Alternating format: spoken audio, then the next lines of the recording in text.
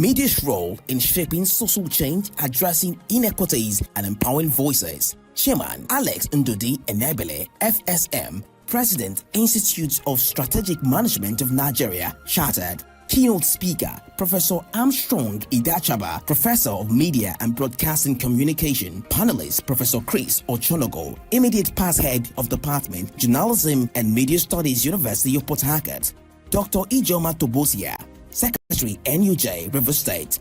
Dr. Sarah Joe, University Orator and Associate Dean, Faculty of Communication and Media, River State University, Port Harcourt. Dr. Ibiere Koki, Ignatius Aju University of Education, Rumolomini, Port Harcourt. Chief Host, Dr. Chinyere Igwe, Esquire, Chairman, Morrison Group. Date, Tuesday, 10th March 2026. Venue, Gate Place Hotel, Kilometer 5, East West Road, adjacent Obirikwere Flyover, Rumosi, Port Harcourt. Time, 10 a.m. For more information, please call Kainde Paul Obofade 081 063 41777 or Samuel Ajinwo at 090 454 00744. Signed, Management.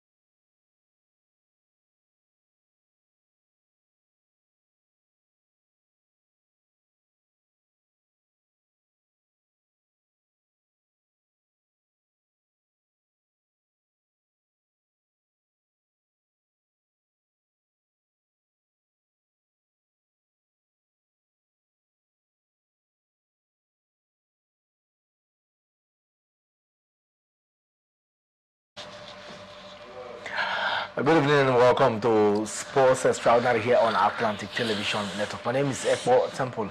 On today's edition of the show, we'll take a look at the happenings in the English Premier League. Yesterday, we saw how Arsenal, came out top in the title race.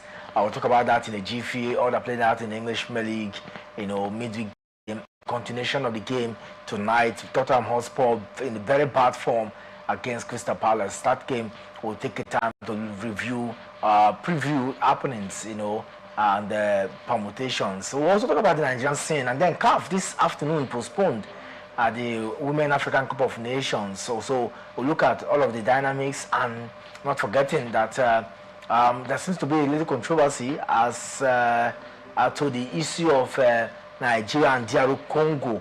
We also try to get update on that particular one, and then we'll climax with club gist, other club news. Not forgetting the Coppa Italia that was also played yesterday in Serie A. So more of club football, starting from the Nigerian scene down to Europe on today's edition of Sports Extraordinary. Ekpo Temple is my name. We're going to short break now. When we come back, trust me, we have a lot for you this evening. Don't go anywhere.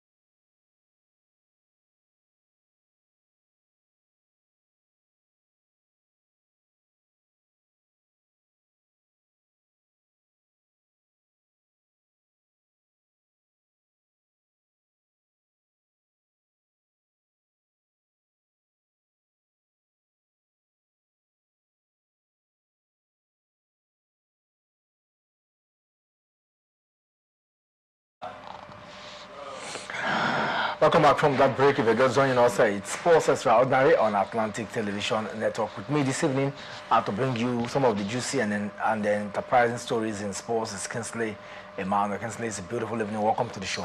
Thank you very much for having me. Nice to be here this evening. Okay, so quickly let's start with the home scene. We are Rivers United, moved to the summit of the Nigeria Premier Football League courtesy of their 3-0 win against El Kanami Warriors yesterday. Not many would have believed that Rivers United would score 3 goals, to surmount El Kanami. What changed for the side yesterday? Because they are used to, scoring 1 goal, but yesterday we saw how they, came back from the struggle against Bayelsa United at the Samson Sidasia setup to getting a 3 goal and 3 point and the clean sheets. Wonderful performance from Rivers United. A very impressive performance for Rivers United. Of course, just like you mentioned, it's always difficult for you to see them score more than 1 goal, sometimes 2, of course, in a game. Well, this one they scored 3 unreplied goals, and it was a very fantastic one. Surprising to some of the fans as well. Even the coach of the side, Finidi George, in his post-match reaction was reacting surprised that. He never thought that the boys will be able to score 3 goals in that encounter against Economic Warriors. So for me, I think it's a right step in the right direction for United. Maybe the players, of course, are trying to see how to get back into their scoring boots and be able to fire down. The season is gradually coming to an end. Let's say a few games, of course, to be played. So they have to make sure they utilize their chances. That victory and at top of the table with 49 points, and they have two outstanding games. So if we take a look at it, I think the title race is very, very open, for Rivers United. If they can utilize their chances, be able to rack up 6 points in the two outstanding games remaining, and also try to put up a very impressive performance in other games, chance of winning the title. But it's not going to come easy because we have the likes of Enugu Rangers, who are, I think, for the 7th on the log, seated second, as it stands, who are also pushing. We still have Ikorodu City as well. So for me, I think Finidi and his boys really have to be on their toes. We understand if you look at it somehow, the title race is somehow on their side. They have a little bit of advantage in that title race. But if they don't make use of their chances and grab the point as necessary, they might lose it. The pace at which Rangers and Ikorodu City are coming up with at this point. But I think it might be Rivers United season, taking a look at the way things has panned out so far. With 49 points from 26 matches, you want to think that, like you said, they have everything it takes to get a win. Because if they get to win their Sunday matches, which is two more, but then you cannot predict how well they will play, because their Sunday matches, it too isn't in their home ground where you can say, okay, worst it all, they are going to pick 4 points. Okay, they're going to play one is away from home, one is at home. So if you look at that already and the way they're going about it, do you think with this current form that they are now, that might be an advantage for them? Because when you look at it, talk about Enugu Rangers, talk about Ikorodu City, talk about other teams too who are also struggling in the relegation zone and the middle, and you know how vital 3 points and the draw can be in the MPFL. So look at all of these. Do you think Rivers United will be reinforced to think that, come on, we can go all out to win all our home games, get throwaway, do not lose games again till the end of the season? I think it's possible. It's something they can achieve if they, of course, bring out their A game. If they, of course, up his, tactical prowess as well. I think it's something they can achieve. Rivers United, they're a very formidable side. If you take a look at the teams in the Nigerian Premier Football League this season, Rivers United have, some of the best legs so far. So for me, I think it's something they can achieve if, of course, they can put up best, and try to hold their own, of course, at home right here. Talking about the Doke Messimaka Stadium, of course, we used to call it, the fortress. It's difficult for United to lose at home. It's also difficult for an away side to just come and take all 3 points, just like that. It's not always that easy. So I believe, talking about the home, games, I believe they can be able to, of course, get it done. But their away games might be something that, of course, might look a little bit difficult for them. But if they, of course, put up their best, I believe they can also pick points home and away, and that, of course, will keep them in a very good position in contending for the title. Meanwhile, experienced forward Ekene Ewazi says he's very confident that Yimba will bounce back from their struggles. And when players like this in the Nigerian Premier Football League make claims, you just know that some of them are speaking out of emotion, out of Yimba themselves, after they got a good result against Rivers United at home here. They've had those 9 draws, tested 11 defeats from 28 matches, and they're seated 15th on the log with 33 points. So you should ask yourself, 33 points is just 1 point above relegation zone, although the disparity between the top team out there and where they are isn't large, okay? But then the man thinks that time will come when they will regain their consciousness and move on. But with what Emmanuel Douche is doing, one will begin to think that maybe that will be next season. What the human needs to do now is maybe close up the gap and see how far they can just maintain survival and stamp the authority once again come next season. If you look at it, they are close to relegation, at this point in time. So I think for Emmanuel Douche, he should try most he can to see how to revive the side, for them to just survive relegation. I know they're not really in relegation zone, but they have to, survive this time around to stay afloat, in the Nigerian Premier Football league, then maybe next season they can possibly start competing maybe for titles or the continental sports, at the end of the day. But for this season, I think Enyimba have nothing to prove anymore. They just have to fight for survival this time around. The season has been so poor, for them. We talk about managerial change.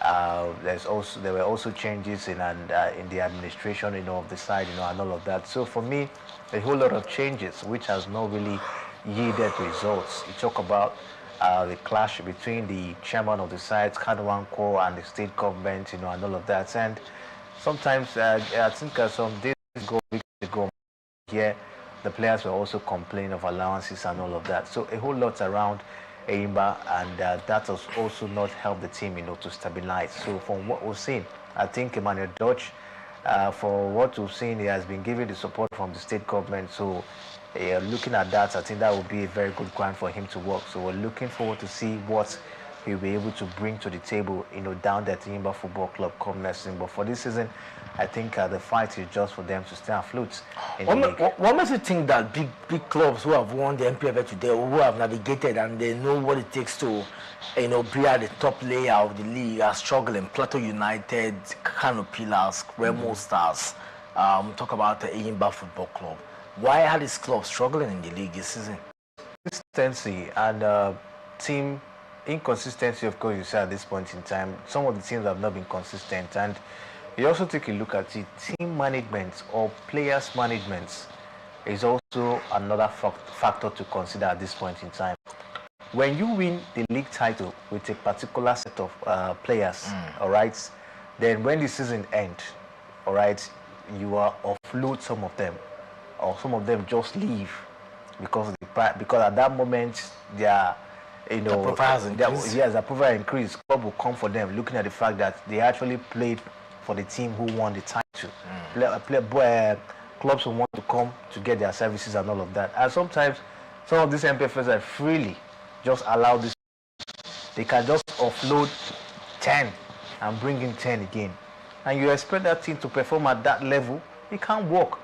That's one thing, of course, we find in the Nigerian Premier Football League, that a team can win a title this season, and the next season they are offloading 10 of those players that help them to win the title and bring in 10. The team will not be at that level. All right, that's the issue that we've seen with MPFL teams. Akwa United won the league some years ago, but came back and struggled in the Nigerian Premier Football League due to the issue of offloading, bringing that set of players entirely. We saw what happened to the likes of Enyimba too. League Brishoma to stay under Finidi George, but came back and were struggling. We saw Remo Stars of recent, defending champions of the Nigerian. Where are they now? They are struggling in the relegation as we speak now. What could be the reason? Is players management. After they won the league, some of the players left. They sold some and were not able to bring in the right replacement. Even though you bring in the right replacement, these players still need time to gel. That is where we take a look at the Premier League. They don't just sell players or take away their players like that. What did they build? The teams in Europe, they build their team, they build their players. That's why you see a player will sign a contract for years in the Premier League.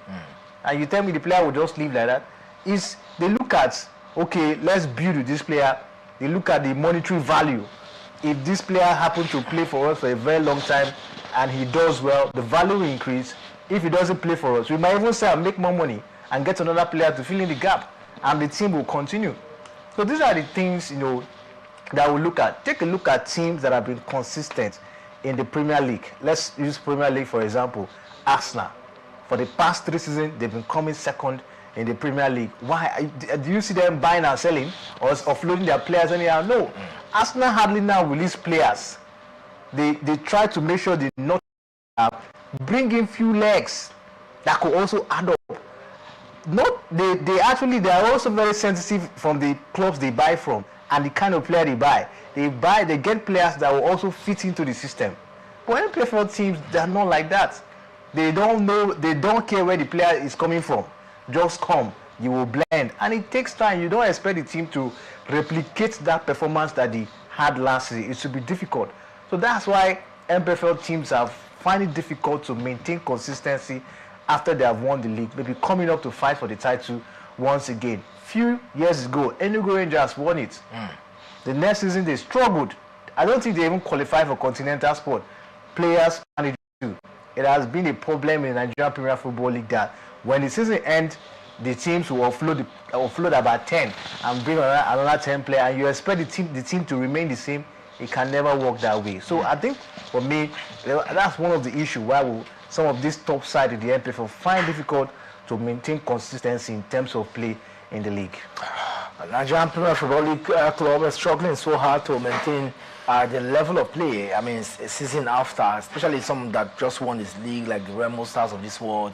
And if you look at the last 5 years, it's been difficult for we to have back-to-back winners. So you think that that's also basically the reason why we don't get to see back-to-back winners like we've seen in Europe, because a lot of persons judge a league that has back-to-back winners as Farmers League, something that you don't have matured legs in other teams. That's why a team will just dominate. But we saw in the English Premier League, where Manchester City were dominating back-to-back. Yeah.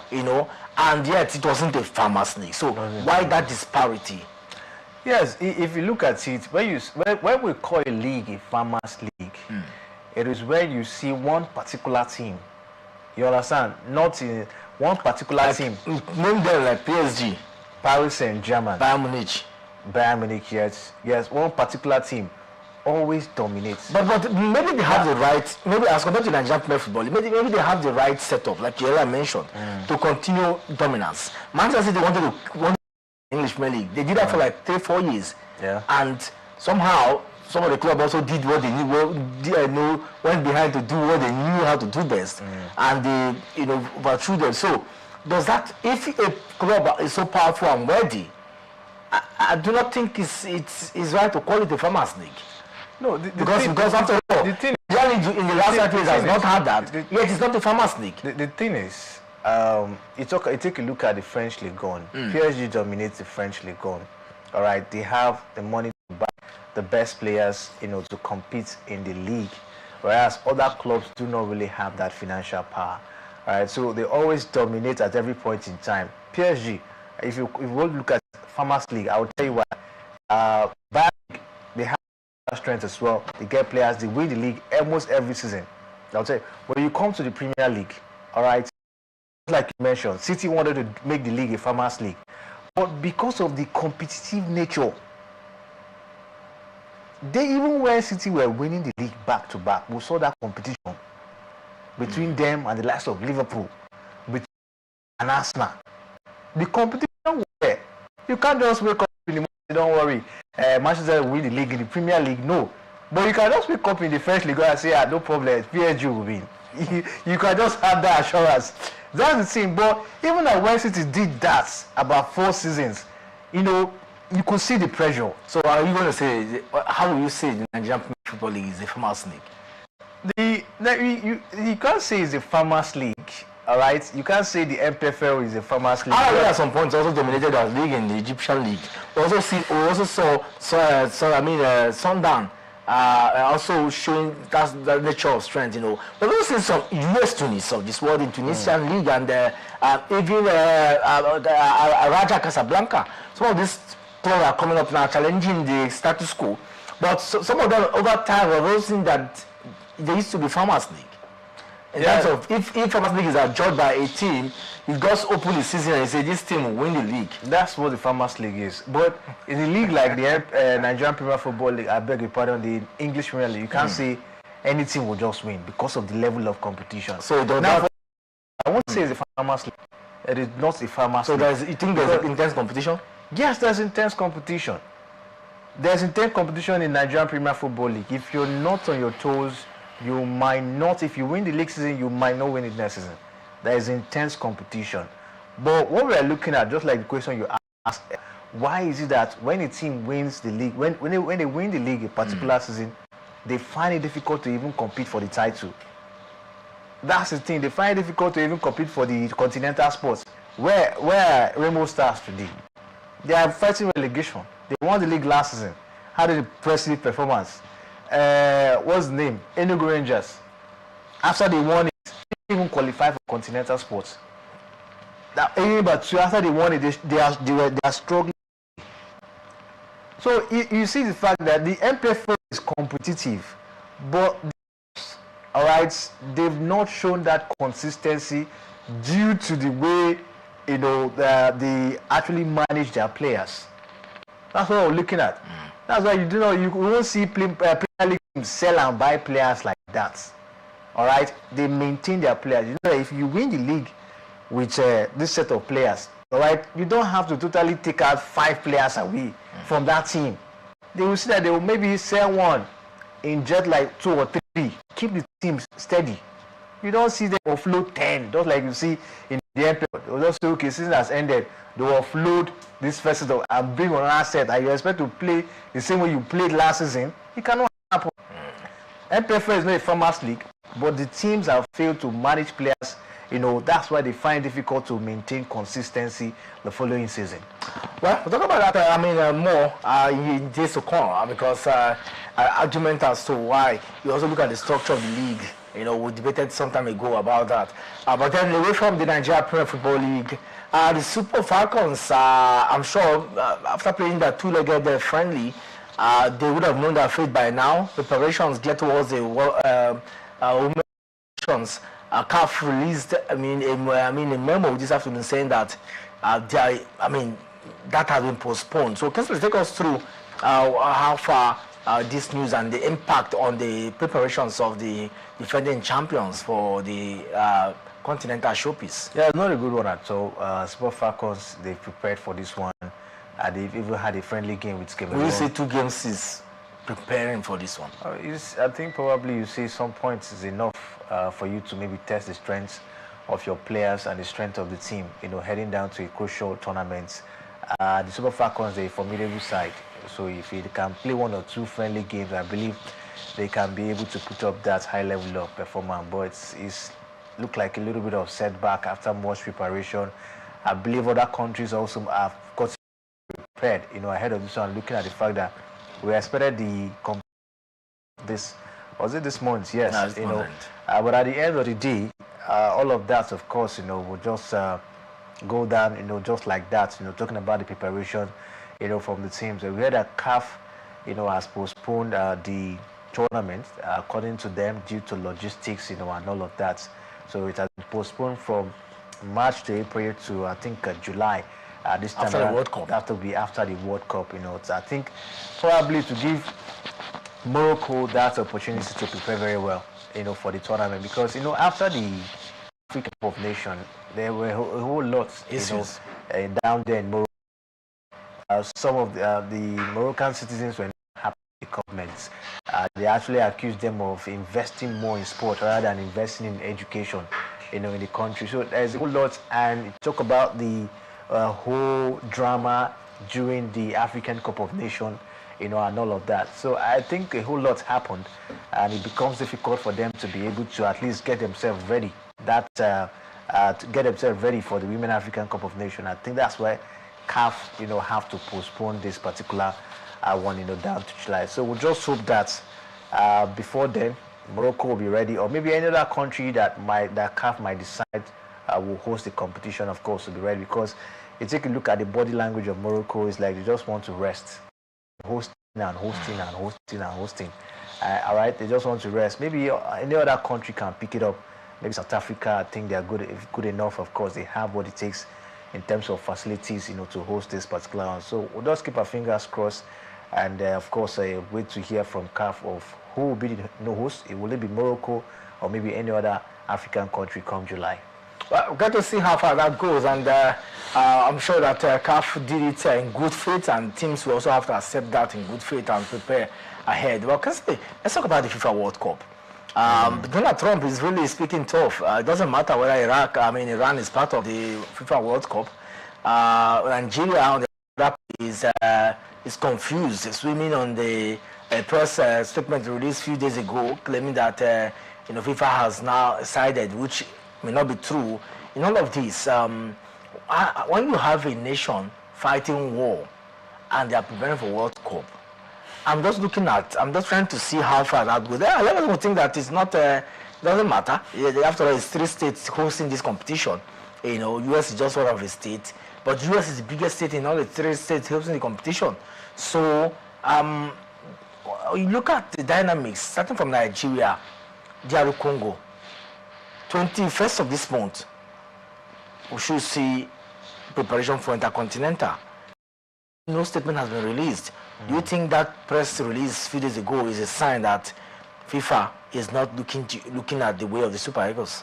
It could be at this point in time. Everything is just on based on speculation at the moment. All right, it could be maybe that FIFA is not even considering the complaints, yes, you know, from the Nigerian Football Federation, at this point in time. But if you take a look at, what we saw yesterday, that's that release from FIFA that DR Congo, of course, they are one of the sides that will play the Intercontinental playoff. I think is right because they qualified. All right, so what we just have to look at for is from now to that time when the Intercontinental playoff will kick off, if there will be any verdict, from FIFA. I think I also saw a report where the Nigerian Football Federation came out to say that Nigerians should be calm, that they are still waiting on the verdict, on FIFA, that the report circulating around that DR Congo, they will be the one to play the Intercontinental playoff and all of that, say is forcing all of that. The report from that every calm, that they are still anticipating FIFA's verdict on this. Because if they Continental again, because it will be difficult to now want to withdraw them. He would have put up the statements earlier so that they don't even stress themselves to go play. But if they still go and play, maybe qualify, you now tell them to come back, that will be difficult. But the rules are the rules. The rules are the rules. So make the verdict early. Verdict early so that everybody will know where they stand, at the end of the day. Why keeping visa delays and struggles and all that? So why keeping everybody waiting? I think FIFA has been too silent on this matter. They have to come out and put up the report. Oh, DR Congo, you're not qualified, this and that. Nigeria, all right, if it's Nigeria to go, fine. We are not keeping everybody, in the dark at the end of the day. We saw DR Congo yesterday, and NFF came out and said, let's wait, we're still waiting. What are we waiting for? So I think the back and forth is not a good one at all. FIFA should not be silent in this. They should come out. NFF, they've lodged the complaints. They should attend to that and let's know where we are. When that verdict is out, NFF will know, okay, we're not playing the World Cup again. Let's focus on another thing. DR Congo will also have it in mind. Oh, let's fight. Make sure we fight for the World Cup after not qualifying for years. So I think this silence is also bringing a lot of distraction to the two nations in this. It's not a good one at all. We'll just keep our fingers crossed and see from now to the Intercontinental playoff if there will be any verdict. All right, keep our fingers crossed and let's hope on the FIFA to do the right thing. And CAF have also come out to express that the best time is in 5 months' time in preparation for the WAFCON. We're going on a short break now. When we come back, we'll talk club football and look at a review as well as preview actions from yesterday games and today encounter. Don't go anywhere. This is Sports Extraordinaire on Atlantic Television Network.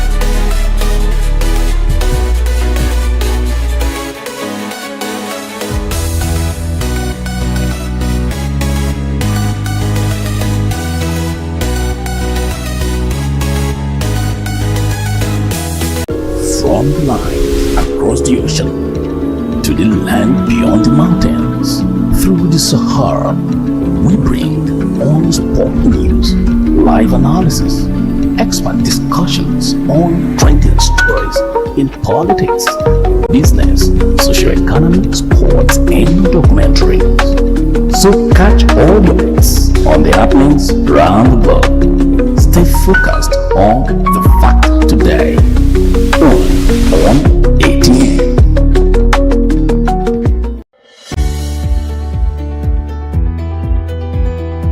People into the country illegally. That is amazing. Honorable You on the point of order. Honorable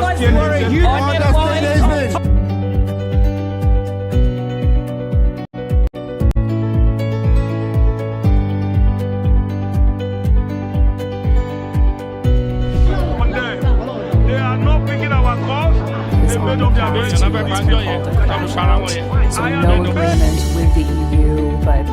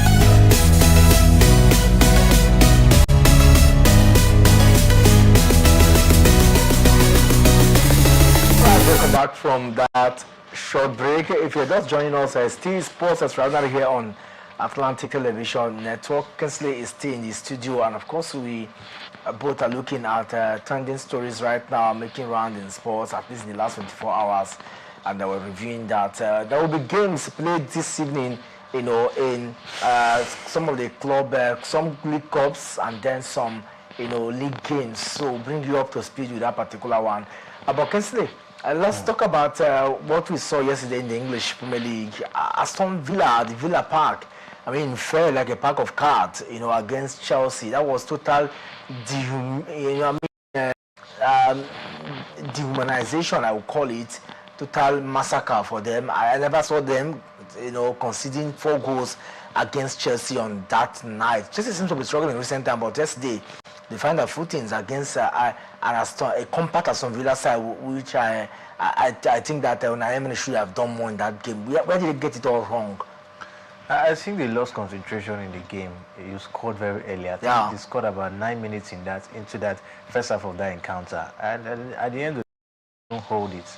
They lost concentration, couldn't hold the game, couldn't defend, and couldn't also force the attack.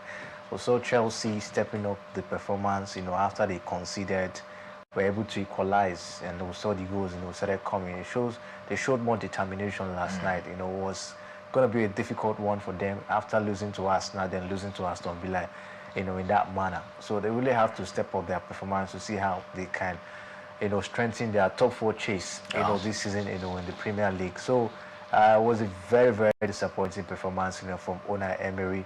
I didn't really see that, coming. They've been that formidable. About Unai Emery with Aston Villa for the past 2 or 3 seasons he has been there. You see them playing beautiful football when the season gets started. They will play, get to top 4, competing with the big boys.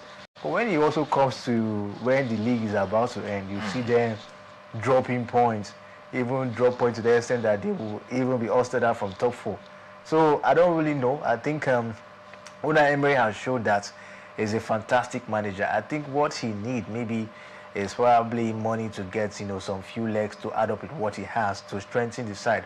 For him to be competing at this level with Aston Villa, I think it shows more strength, as a coach, to say at this point. But yesterday, it was total loss of concentration from them, and that's why they considered that much yesterday. I doesn't think that he's a better coach when it comes to cup competition. So you have just a one-off game. You can really calculate the games you're going to play as compared to, like you said, a league. You ask yourself, when last did he won any league? He won with Sevilla, fantastic. Yes, back to back, maybe. But not a league. He was able to get, the Europa Cup. But then you look at how this will impact on their chase for an European place. Yeah, if you look at it, Arsenal stay top, as Manchester City are second, and we have Manchester United third. I think we still have, I think Aston Villa, yes, Aston Villa fourth, Chelsea fifth, and there's Liverpool sixth on the log at this point in time. So they are still in top 4, despite that defeat yesterday by Chelsea. But if you take a look at it, it's just a slim margin. I think it's just about 3 points separating them and Manchester United and even Chelsea. I talk about Liverpool as well. So if they fail to pick vital points in the remaining games, it might affect their top 4 chase. I think we talk about the title is out of the picture. Villa, it's just for them to strengthen themselves for Champions League football come next season. So Unai Emery should be able to see how to stabilize the side so that you can pick vital points. It's going to be tough. The top 4 chase now will be very, very tough. Manchester United, I think they're there with about, 51 points. There is Aston Villa with about 48 points. There's also, I think, Chelsea 48 points. There's also Liverpool. So the top 4 chase in the Premier League is very, very stiff. So if Aston Villa fails to pick points, it's going to be difficult for them. There's Manchester United, there's Chelsea, there's Liverpool. These are formidable side. So if they fail to pick vital points in the remaining games, it might really affect their Champions League, chance this time around. So for me, yes, it has happened, but they should pick it from here and start, being that very much consistent going forward. And we're going to see how far they can be. Fulham yesterday at the Caribbean Cottage lost to West Ham. Nuno Espirito Santo picking that particular one. Beautiful goal they scored in the first half, and that ensured that all 3 points were sealed. I mean, beautiful is the fact that they also didn't concede any goal. The clean sheet they kept. And for Nuno Espirito, if there's any time he needs some of this result, is the one we saw yesterday. Yeah, well, I just hope that he just tried to keep up the consistency and see how to elevate them, from relegation. All right, Fulham they've been struggling so far this season, changing managers as well, trying to see how they can, of course, put themselves on a very good, stand. But that's not been easy. But Nuno is a very good manager. I just believe that if he can be consistent going in the remaining games, I think Fulham will be in a better position before the league comes to an end. And let's talk about the game between Brighton, Hove Albion, and Arsenal at the Amex Stadium in the American, stadium there in London. It was clear that Arsenal needs to win their game. Doesn't matter how they win, doesn't matter how they play. And we saw a beautiful goal scored by, Saka. Even if after scoring like he played the other time, it's been difficult to really, express how far he's been going about his game because Saka has not been in the best of his form, regardless of the fact that he scored that long goal yesterday. But what do you make of the Arsenal's result and how that impact the chances of them picking their first silverwares in 22 years? It was a good result for them, usually for the fans, for the players, as well as the coach as well, because if we take a look at it, it was a whole lot of, a lot of pressure, on the side of Arsenal. After they drop a whole lot of points, now leading Manchester City with 5 points. I take a look at their last 2 games, very tough. They played against Chelsea and then Brighton. It's been a long time. Arsenal won Brighton at their home. It's really been a long time. But yesterday, they were really determined to make sure they get the job done. And it was a very, very vital point. And thank God, of course, they grabbed that one. And it has helped them. You talk about the title race, now 7 points clear, ahead of Manchester City at this point in time. So it gives them that opportunity at least to play with ease, not much pressure, as it stands. So we look forward to see how it goes. It's just that it's left for them now to try to see how they can maintain this lead. All right, be consistent, win more games. We have about 8 games remaining this season. They have to be. If Arsenal can win about 7, I think they stand a huge chance, or maybe 6. They stand a huge chance of winning the title. Manchester City are no guarantee of winning all the games. So I think for me at this point in time, they should take anything dropping points. Not when they meet the next team, they lose or draw. That's not even good for them anymore. It's not good. They should get the win and be able to be in a better position, going forward. So it's a good one for Mikel Arteta. I think the man has done a whole lot. If you want to talk about one of the best teams in Europe this time around, you mentioned Arsenal. They are competing in all fronts. They are competing in Champions League, Premier League, FA Cup. You talk about the Carabao Cup as well. So for a team to compete at that level, players, rotating of players and all of that, you must give it to them. I think Arsenal are really, really a formidable side. We just hope that at the end of the day, luck will shine on them and for them to, of course, lay their hands on the title after so many years. While Arsenal was playing, Manchester City on the other hand were also playing, and we saw that game yesterday, very stiff one. At some point, Manchester City thought they've gotten it 2-1, and then we saw that beautiful goal that was scored that nailed them. If you ask me, I do not think that Manchester City deserved to have lost that game. Jude against that draw was more like losing that game to Nottingham Forest. Yeah, more like losing the game, especially when you this is the end part of the season and you're drawing a game. It's like losing. All right, 7 points clear. It's difficult. They have a standing game. A standing game doesn't mean you have a standing 3 points. You can even lose that standing game. So it is really, really, it was like a loss to Manchester City yesterday. So we'll just look forward to see how it goes. The title race is still open. No matter the fact Arsenal has 7 points clear, everything you see. If Manchester City are consistent, maybe the luck, of course, could still shine on them. They can win their games and we pray on their owners loses as well for them. So it's still very much open despite the 7-point lead from Arsenal. A lot of dynamics we saw from the game yesterday. A lot of people think that the pressure on the title race is more because Arsenal, it's been a long time we saw Arsenal and Manchester City playing almost at the same time. So everybody permutating, looking from one end to the other to see the result of those games. Do you think that also build more pressure on the both teams as compared to if they had played on a separate days? Definitely. Of course, there was a little pressure from both sides. Arsenal, after they scored, they scored early and they locked shop. They were able to block everywhere. Brighton were pressure towards the end of the game. They've all fall back to defend by all means. All right, and for Manchester City, they know what is that. I even thought Manchester City were going to win that game. Very well. Against Nottingham Forest, they even scored first, trying to hold their. I don't know, but so it was really a disappointing performance. And when things happen like this, it has a way of weakening a team. Just like we talk about, was it Manchester United that lost against Aston Villa?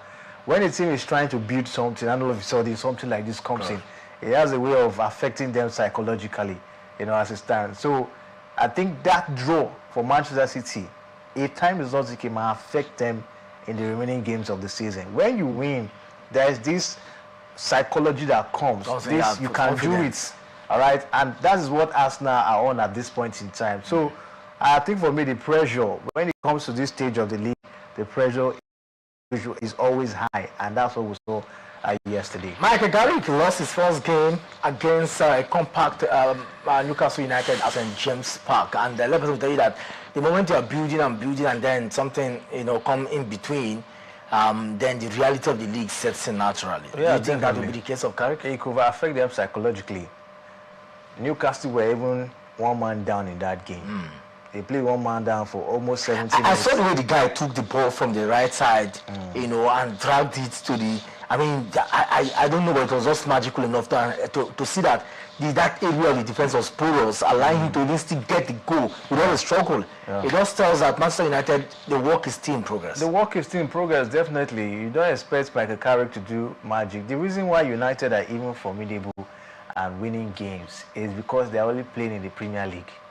They are not playing the Champions League, they are not playing the FA Cup, they are not playing the Carabao Cup. They are only focused on the Premier League. That's why they have strength to be playing this week. So they prepare 1 week at a match.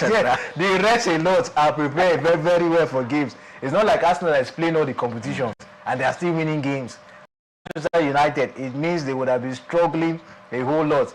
So for me, I think you look at it somehow, this defeat as a way of affecting. But I just hope that we're able to strike the players and try to bring out the best in them, for them to, of course, have that huge confidence of continuing that impressive run we've seen so far.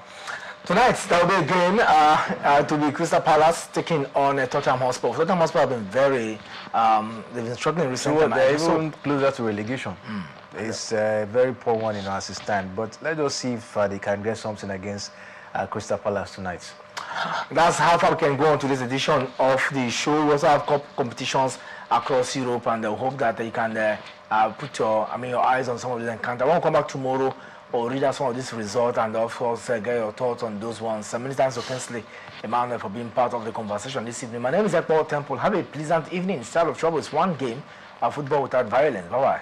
The board, management, and staff of Morrison Media Group presents the 2026 anniversary celebration lecture of Morrison Media Group. Theme: Media's role in shaping social change, addressing inequities, and empowering voices. Chairman Alex Ndodi Enabele, FSM, President, Institute of Strategic Management of Nigeria, Chartered. Keynote speaker, Professor Armstrong Idachaba, Professor of Media and Broadcasting Communication. Panelist, Professor Chris Ochonogo, Immediate Past Head of Department, Journalism and Media Studies, University of Port Harcourt. Dr. Ijoma Tobosia, Secretary, NUJ, River State. Dr. Sarah Joe, University Orator and Associate Dean, Faculty of Communication and Media, River State University, Port Harcourt. Dr. Ibiere Koki, Ignatius Aju University of Education, Rumolomini, Port Harcourt. Chief Host, Dr. Chinyere Igwe, Esquire, Chairman, Morrison Group. Date: Tuesday, 10th March 2026. Venue: Gate Place Hotel, Kilometer 5, East West Road, adjacent Obirikwere Flyover, Rumosi, Port Harcourt. Time: 10 a.m. For more information, please call Kainde Paul Obofade 081 063 41777 or Samuel Ajinwo at 090 454 00744. Signed, Management. From the line across the ocean to the land beyond the mountains, through the Sahara, we bring on sport news,